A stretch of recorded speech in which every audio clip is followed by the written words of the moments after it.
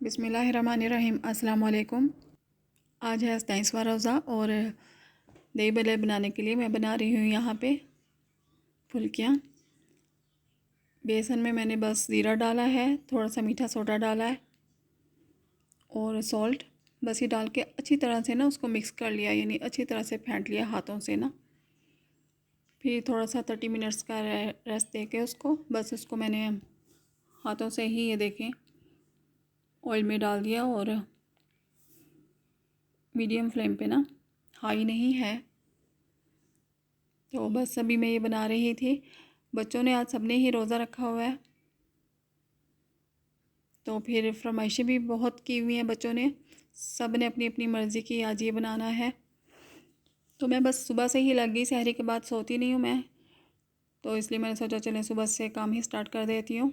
ये देखें, मोल्ड मैंने केक का 3-4 साल से लिया हुआ था, ऐसे ही रखा हुआ था, यूज़ नहीं किया अभी ना। तो मैंने सोचा चलो मैं इसमें केक बना लेती हूँ। इसको अच्छी तरह से वॉश किया और फिर ड्राई कर दिया।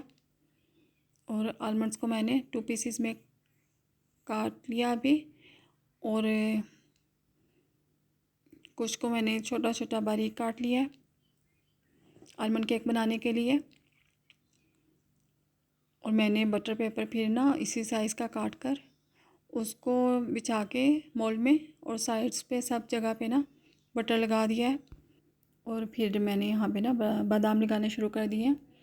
मैंने सोचा चले मैं ना कुछ तैयारी कर लेती हूँ इफ्तारी की, और फिर ज़ाहिर मैं शॉप पे चली जाऊँगी, बाकी काम ना आके करूँगी फिर।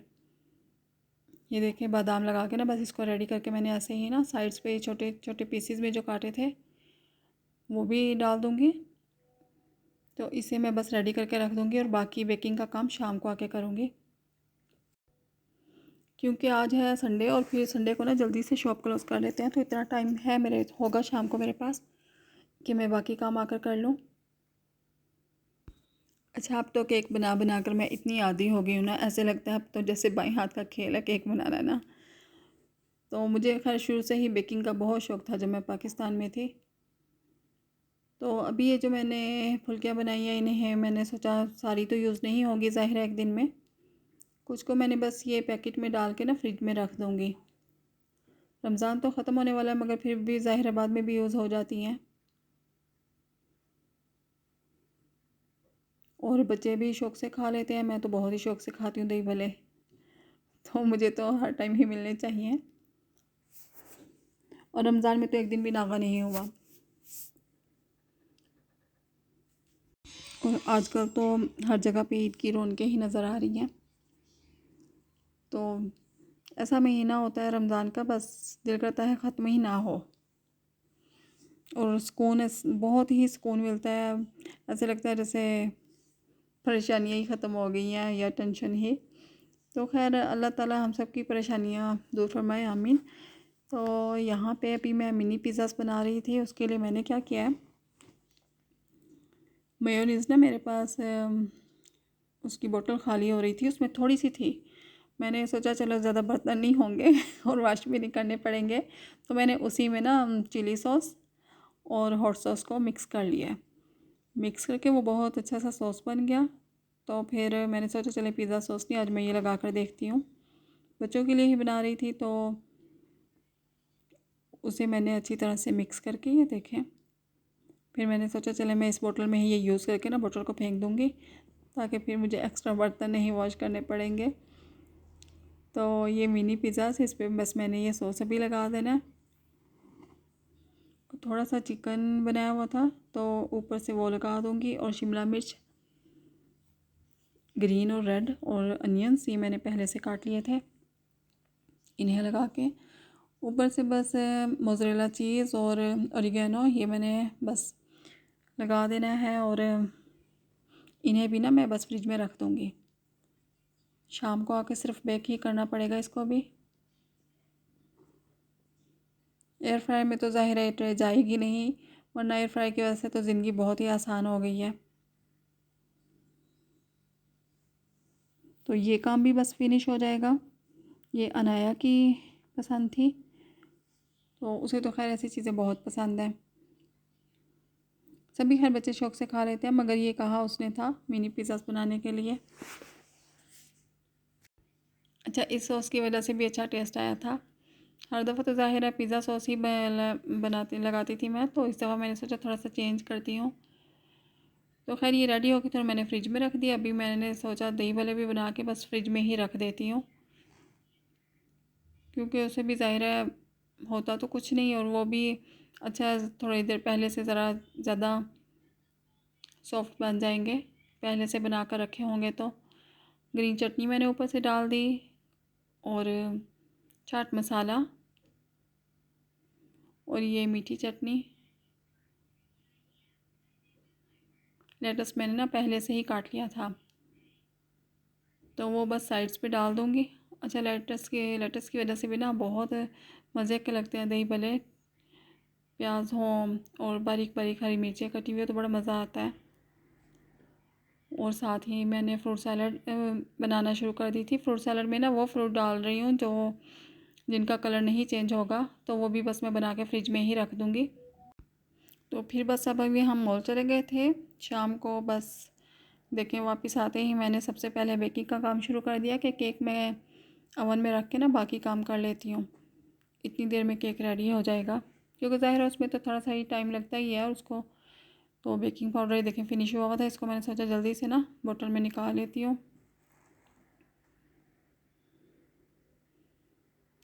ये देखें परिंदे, और अच्छा रोज़ाना ही आते हैं एक दूसरे को ना पीछे पीछे करते हैं, रोज़ का मामूल है ये ना। और इन्हें मेरी तो अच्छी खासी पहचान हो गई है ना। पहले तो डर जाते थे, मगर अब नहीं डरते ना। मैं पास भी खड़ी रहती हूँ, काम करती रहती हूँ, और वो खाते रहते हैं। पहले तो डर के ना पीछे हट जाते थे, थोड़ा सा भी मैं आती थी विंडो के पास।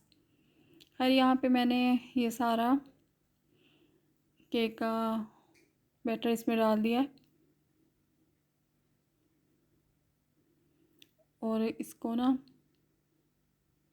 180 पे ना मैं रख दूँगी। तकरीबन मेरे ख्याल से 35 मिनट्स लगे थे। सुबह फिर बस जाने से पहले मैंने फ्रूट सैलड नहीं बनाई थी, मैंने सिर्फ अंगूर ही वॉश किए थे। बाकी मैंने सोचा था फिर मैं आकर ही बना लूँगी ना। तो अभी बस मैंगोज़ काट रही हूँ, और एप्पल्स, ये सब काट के मैंने डाल दिया। अच्छा, बनाना मैं एंड पे ही डालती हूँ, वो फिर कलर चेंज हो जाता है, मज़ा नहीं आता फिर ना। अच्छा, एक आम का मैंने सोचा कि चलो मिल्क शेक बना लेती हूँ। फिर मैंने फ्रिज में देखा तो दूध ही नहीं था, तो मैंने क्या किया, फिर जूस बना लिया ना। थोड़ा सा पानी डाला, थोड़ी सी शुगर और मैंगो डाल के बहुत ज़बरदस्त सा जूस बन गया था। तो बिल्कुल बाजार जैसा मैंगो जूस ना। तो वो बस गिलासों में डाला, मुझे पता ही नहीं था कि दूध फिनिश हुआ हुआ है ना। चले खैर, ये भी बहुत अच्छा बन गया था। इफ्तारी में बस थोड़ा सा ही टाइम रह गया था, तो मेरे काम भी तकरीबन कंप्लीट ही थे। बस जूस डाल के अभी मैं ना पिज़्ज़ा भी रख दूँगी उसमें ओवन में, मिनी पिज़्ज़ा जो सुबह मैंने बनाए थे।